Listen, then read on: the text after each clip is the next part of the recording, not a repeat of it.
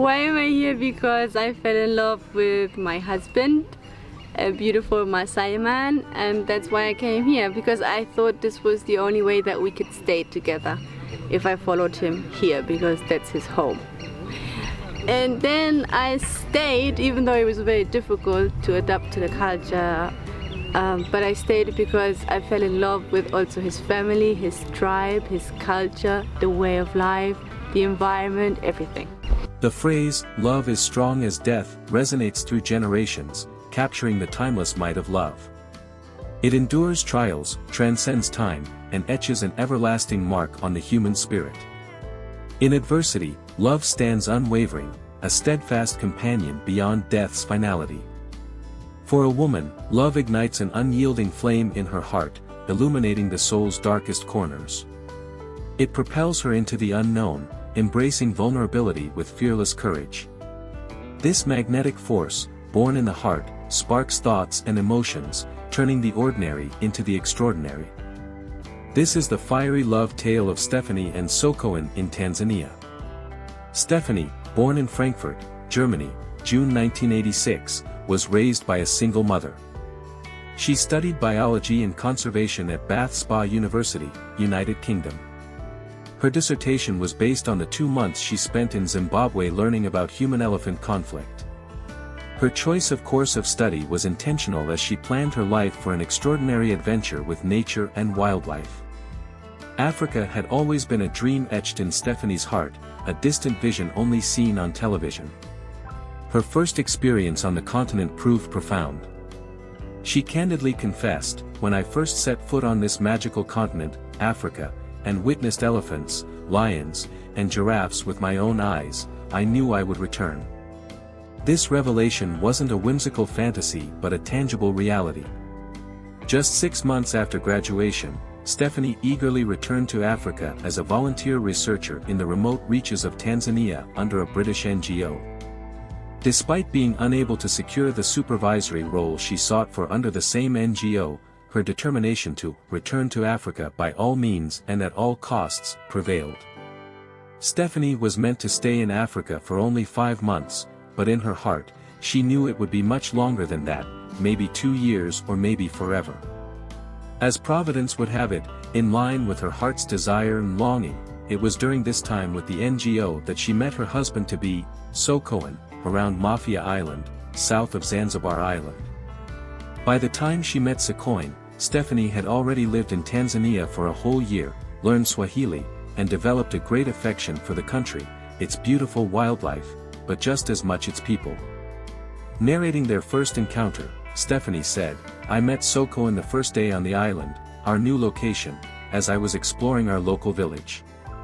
Myself and some other volunteers bumped into Sokoin and 2 other Maasai, and I was transfixed. I saw only him and thought he had the most beautiful eyes. I did not want this moment to end. I tried to keep them there on the dusty street in the midst of this tiny island village, but they only made a little conversation and were keen to move on. I cannot say that it was love at first sight. But it was definitely attraction and also fascination." Stephanie and Sokoin had good times together, spending a night together on the island, and got married about a year later after their encounter, and because of the love she had for him, she decided to follow him to his traditional Maasai family home, where they lived together with his extended family in the middle of nowhere, the Tanzanian bush. Stephanie knew that moving in with her husband into the boma was going to be pretty challenging in terms of assimilating into the culture, but it turned out to be much more difficult than she had thought. She said, "It was hard at first to adapt to this way of life. Not because of the harsh environment or the lack of modern commodities like running water or electricity, no, it was the cultural differences. He was different here in the boma than he had been on the island. In the boma, we never had privacy, did not spend much time together, and many other things. There were many tears, many moments where I felt alone and misunderstood, and often I thought about leaving. It was the hardest thing I have ever done, but also the best." Stephanie bravely fought through all hurdles and barriers to defend her love and her marriage. Though it was a very tough challenge, she stood strong through the years without giving up. Stephanie and Secoin have a son whom they love and cherish dearly. Although it was unconventional for a Maasai man to assist his wife with any house chores or taking care of their children, Secoin, out of the love he has for his wife, made drastic but gradual adjustments that were unpopular in the typical Maasai culture to assist his wife sometimes and also to spend time with her and their son. The Maasai culture is intricately intertwined with nature, relying heavily on rain, grass, and, above all, the land itself. Within this culture, it's taboo to quantify possessions or wealth in the village. Stephanie has fully embraced the Maasai people and their way of life, immersing herself in their language and forming deep connections with them. She relinquished the trappings of modernization and civilization, opting instead for the simplicity of rural life in a remote village where education and modern perspectives are scarce. Transitioning from bustling cities to tight-knit village communities, Stephanie finds herself among people whose homes are nestled closely together. She underwent a profound mental transformation, viewing things and events through a different lens, finding beauty where others might see inconvenience. For her, cow dung is not poo but fertilizer. For the Maasai, that's not shit, that's just the cow dung. It's not shit. Stephanie's perception of the people is one of genuine love and admiration. It's a complete shift in mindset and orientation, where she sees the women, culture, and environment as inherently beautiful and blessed.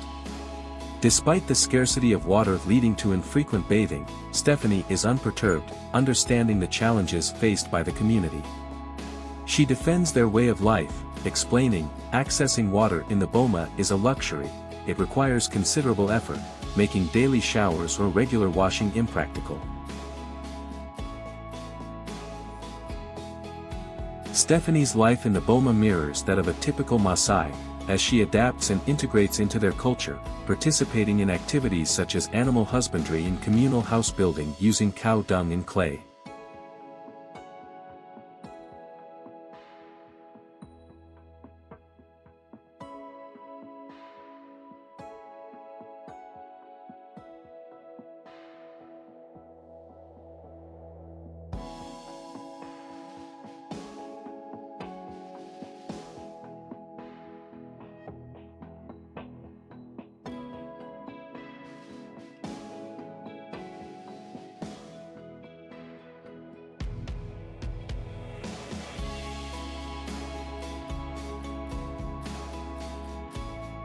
One of the reasons Stephanie has developed such a deep love for her husband and his people is their innate conservation ethos.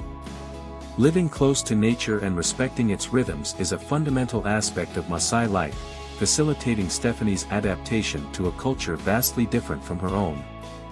She attests that the Maasai are the kindest, most generous, and welcoming people she has ever encountered, embracing her with open arms. And this one is my mother-in-law's house. I love her so much. She's just the nicest, kindest, calmest, super intelligent person. And she supports me in everything I do. From the moment I came to this boma, she's always by my side. I'm gonna get like emotional talking about this. I love her so much.